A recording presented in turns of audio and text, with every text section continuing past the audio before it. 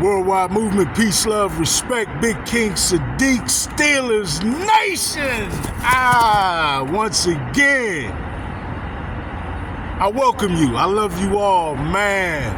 Another episode of Steelers Game Prep, getting you ready for the Steelers confrontation on the field.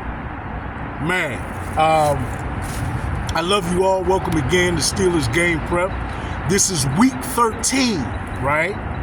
And the Pittsburgh Steelers stand at 8-3 with an impressive record and are poised for a playoff run, folks. But this, right now, begins the real grit and the real meat and potatoes of the schedule, right? So as we move in to week 13, and the Pittsburgh Steelers coming off a somewhat surprising loss, right, in Cleveland at the hands of the Cleveland Browns. But quite honestly, if you look back at the game with just a quick overview, right, I would say that it's rather evident that this is a case of the Steelers coming in and playing a pretty sloppy game in terms of the mistakes and penalties, not just either or, but both. The mistakes and the penalties, which are in themselves mistakes, but those are pre-snap mistakes. That game was just littered with mistakes, right? And the Steelers suffered mightily because of that. And the weather didn't do either team any favors. Certainly made the game a bit more sloppy, right? And we know in those funny kind of game circumstances and situations that a lot of different things can happen, right?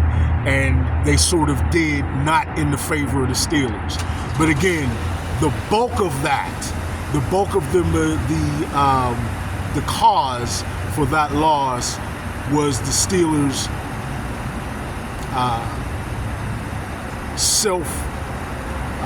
self-caused mistakes and penalties, and literally putting themselves in a position to lose, and that's exactly what happened. So what we need to see this week, folks, of course, is the Pittsburgh Steelers as they head into week 13 versus the Cincinnati Bengals, right? And with Joe, I like to call him Joey Whip, Joey Burrow, really slinging the ball effectively and efficiently, and showing his incredible arm talent, right? And all of the playmakers that they do have on offense. And folks, don't get it twisted. Despite their record, the Bengals still have a very dangerous offense, right? So the Steelers need to hold them in that regard going into this week. Now, what I did is I went in sort of with my typical stat collection and collection of observation of the tendencies of both teams. And we'll take a look at that and sort of surmise what the Steelers need to do this week, right? So, all right, going right into the tendencies for both teams. Pass rate versus rush rate, right? How much does either team pass the ball versus running the ball?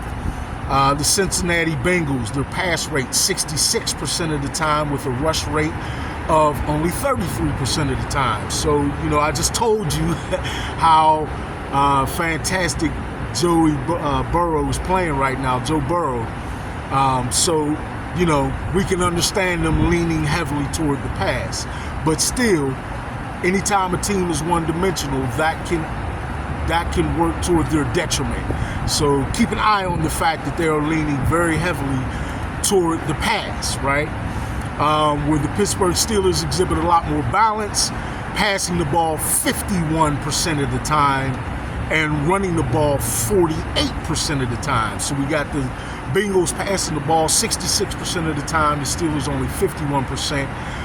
The Bengals running the ball 33% of the time, and the Steelers running the ball a wholesome 48% of the time. So a lot more balance on the part of the Steelers. The average depth of target, how deep down the field does their average targeted eligible, the Tomlinism gets slipped in early this show. How deep do they deploy their eligibles? The Bengals on average are deploying at 7.8 yards average depth of target. And the Pittsburgh Steelers a little deeper. We know that we like the deep balls, the moon balls from Russ. And they are... the Pittsburgh Steelers have an average depth of target of 8.5 yards, right? Where are each team, what side of the field or side of the hashes does either team target their eligibles? We see the Bengals 34% of the time to the left of the hashes, 23% of the time right down the middle, right? And we see them targeting the receivers, whether it be whatever their eligibles are, 23% of the time, again, to the middle, and 41% of the time to the right, right? The Pittsburgh Steelers, we see actually, in this case, a little less equality or balance, right?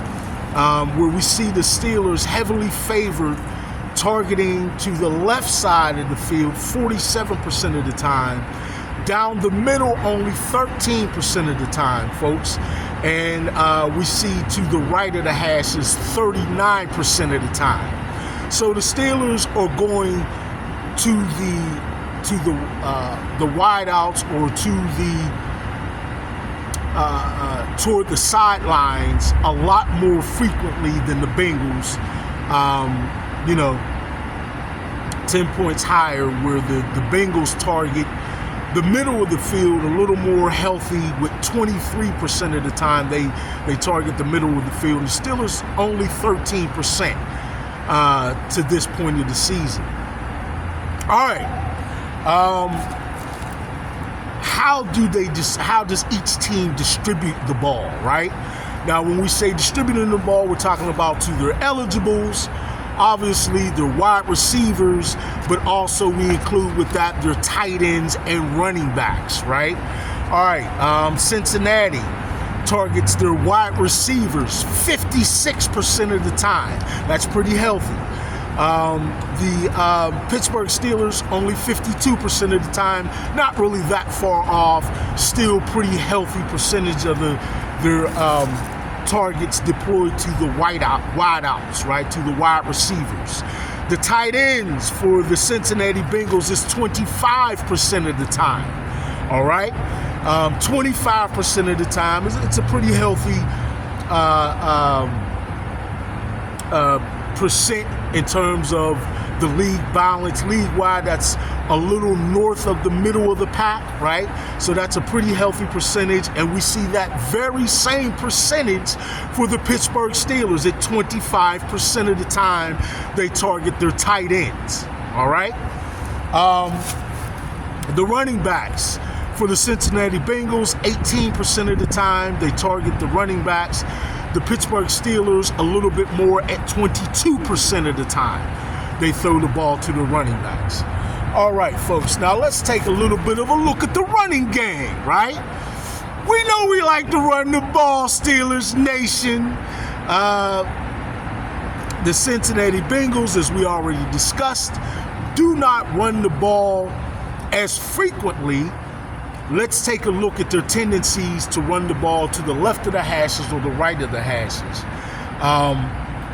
We see the Cincinnati Bengals running the ball to the left of the hashes 46% of the time, and to the right of the hashes 53% of the time. Now here's an interesting flip for you folks. Check this out. The Pittsburgh Steelers are the exact converse, meaning that they run the ball 53% of the time to the left of the hashes and 46% of the time to the right of the hashes, which is the exact opposite of what the Bengals did. I think that's pretty interesting, right? Like literally the exact opposite percentage-wise is how they each run the ball to the left and right of the field. Now, what gaps do they hit, right? What is their gap discipline looking like? So the Cincinnati Bengals run the ball 45% of the time to their guards or between the gap of their guards, right? Between the guards and the center. The Pittsburgh Steelers run the ball 34% of the time between the guards and the center, right?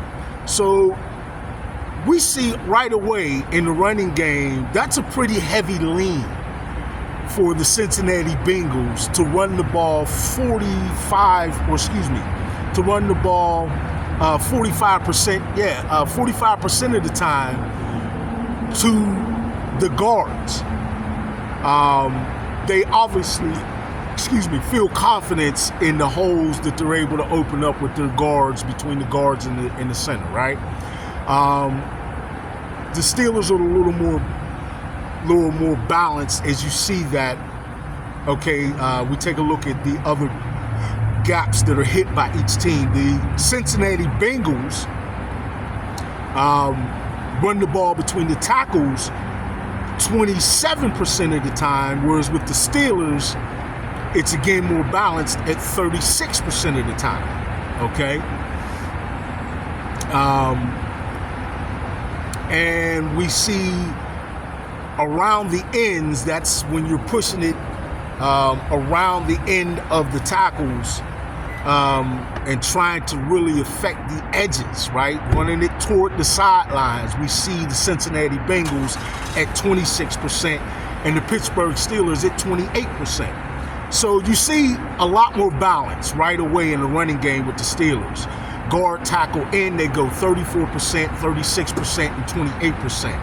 With the Cincinnati Bengals, again, a lot more skewed toward running it between the guards. I'm not saying that's a bad thing, just that's their tendency. Guard, tackle, in, they go 45%, 27%, 26%.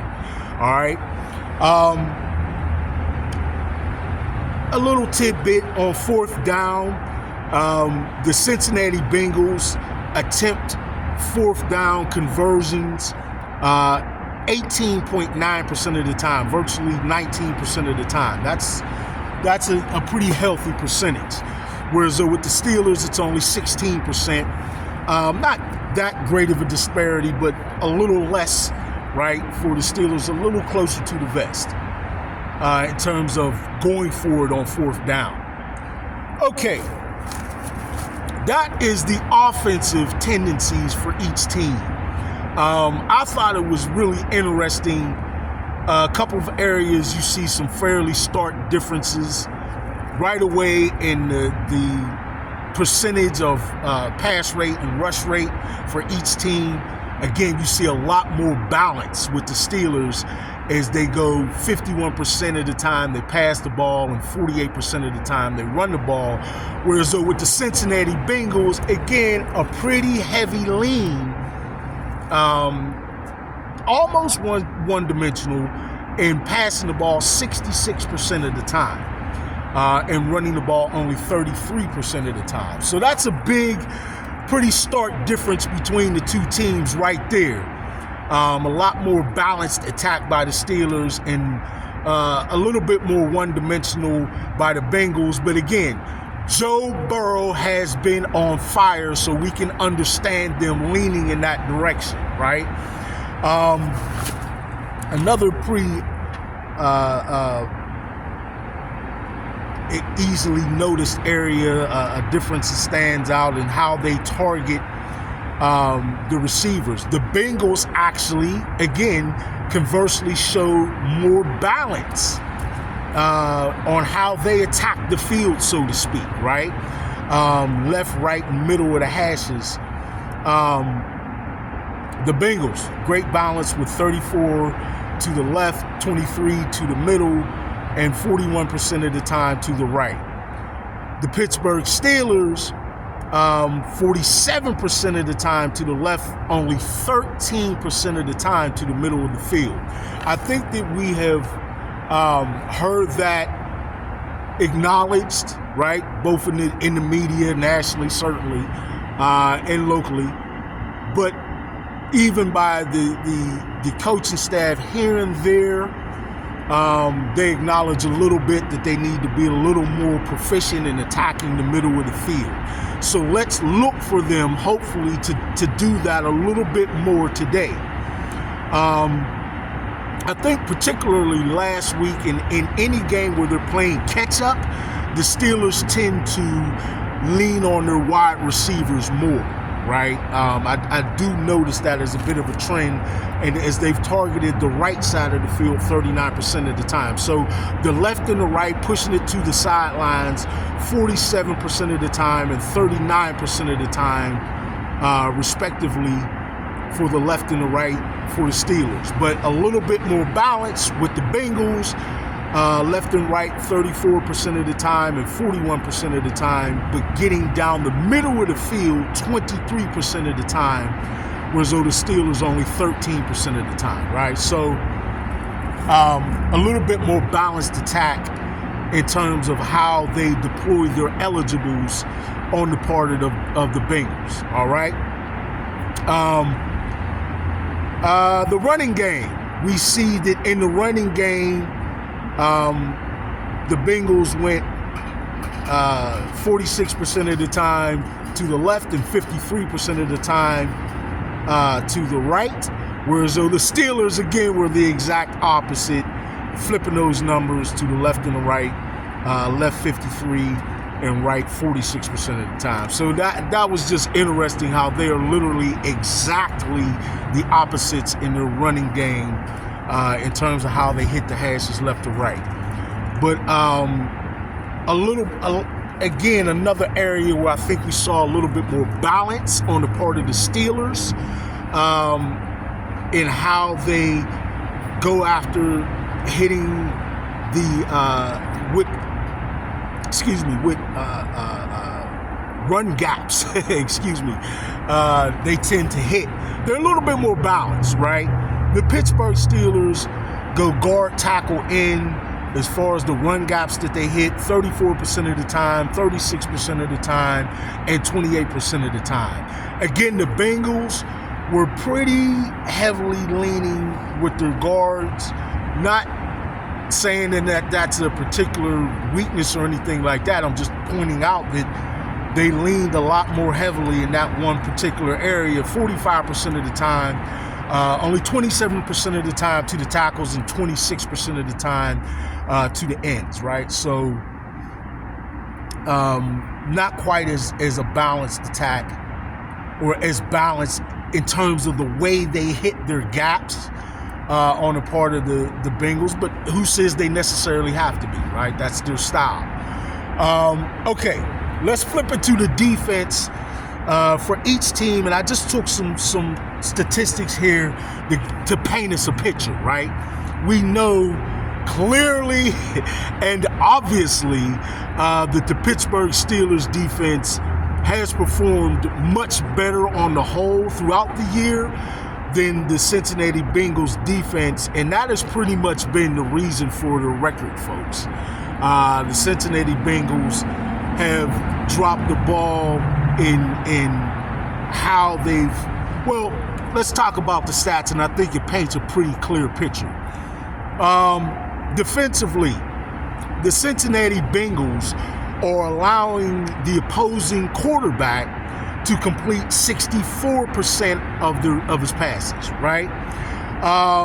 And the Pittsburgh Steelers or at 61.5% of the time. Still actually a little bit higher than you'd like. I know than they'd like. They want to improve there, but still better than the Bengals. In terms of the passing yards allowed so far this year, the Bengals pretty high in that regard, at already allowing 2,597 yards, just 3 yards shy of 2,600 yards already given up by the Bengals in the passing game. The Steelers still not where they'd like either, right? At 2,536 yards. So again, a lot of improvement that we need to shut down. I think the coaching staff for the Pittsburgh Steelers would agree that we need to be a lot better in limiting the amount of passing yards that we're surrendering to the opposing quarterback, right? So both teams exhibiting a need for improvement there. The amount of touchdowns, passing touchdowns allowed so far this year, 19 passing touchdowns allowed already by the Bengals. That's a bit high, right? The Steelers, conversely, have been a lot better in that category at only yielding 9 passing touchdowns. That's actually significantly better, right? And one of the areas and ways in which their defense has been significantly better than the Cincinnati Bengals. Interceptions, what kind of production are your defensive backs in particular, but all of your defenders getting in terms of intercepting the ball? The Cincinnati Bengals have sort of a paltry 6 interceptions on the year. Not very, very healthy in that category, right? I know they would like to ball hawk a lot more. That typically has been their style when they've had good defenses in the past. They've been sort of a ball hawking defense, but not so much this year. Not so much, right? But the Pittsburgh Steelers have been at doubling that number up and have 12 interceptions on the year. That's pretty healthy, right? The Steelers defense, their secondary have exhibited being ball hawks. They go after the ball, right? All right. Let's take a quick look at an area where we've historically known the Steelers to be prolific. And in recent years, the Bengals haven't been so bad either. Sacks, right? The Bengals defense has so far collected 19 sacks. Sort of middle of the pack, right? Not jump out as being a heavy sack the quarterback team. Actually, if anything, on the lower half of the league, right? Not drastically so, but not incredibly impressive. But again, if they double that up and maybe add a couple of more, they'll have a healthy sack total by the end of the year. All right. The Steelers sit at 25 sacks, past the midway point. Now, quite honestly, in years where the Steelers have been prolific at sacking the quarterback, they've had a lot more sacks by this time of the year. But this is their time of sort of historically cranking things up on defense. We need them to do that this year as well. So hopefully they'll crank it up. Right now they only sit at 25 sacks. Not that much better than the Bengals defense, but a little bit better. A little bit better than the Bengals in that category. So all around, we see the Steelers defense having better production than the Cincinnati Bengals defense. And that probably speaks toward the record of both the teams largely, right? The Steelers haven't been nearly as explosive as the Bengals on offense, but have been a lot more explosive since Russell Wilson has taken over the reins. Okay, folks, that paints a pretty good picture. I hope it does. Because it's cold out here, man. But this is what the Steelers and the Bengals will be dealing with. As we know, Cincinnati over there in Ohio gets cold the way we get cold. And they probably get a little bit more lake effect type, wintry coldness than we get here. Certainly off the rivers, than what they get. But nonetheless, we're going to be looking at a cold, blistery atmosphere. Football weather, for sure, right? We playing the elements, man. That's how we do it on the gridiron, right? But it's cold. In Pittsburgh right now, it's in the teens, if not single digit, but it's definitely no higher than the teens. So it's cold for sure. And it's cold over there in Cincinnati. I don't have the weather report in front of me right now. But I know it's cold over there. So look for, when the pads crack, there's a little something behind, it's a little extra ounce to that, right? But we need the Steelers defense to step up. My recipe for success would be them really coming out sort of blitzkrieg style and really shock and awe after the Bengals offense early in the game. I like to see them put a lot of early pressure on Joe Burrow, maybe get a few sacks, potentially a strip sack, fumble combo. That would be nice.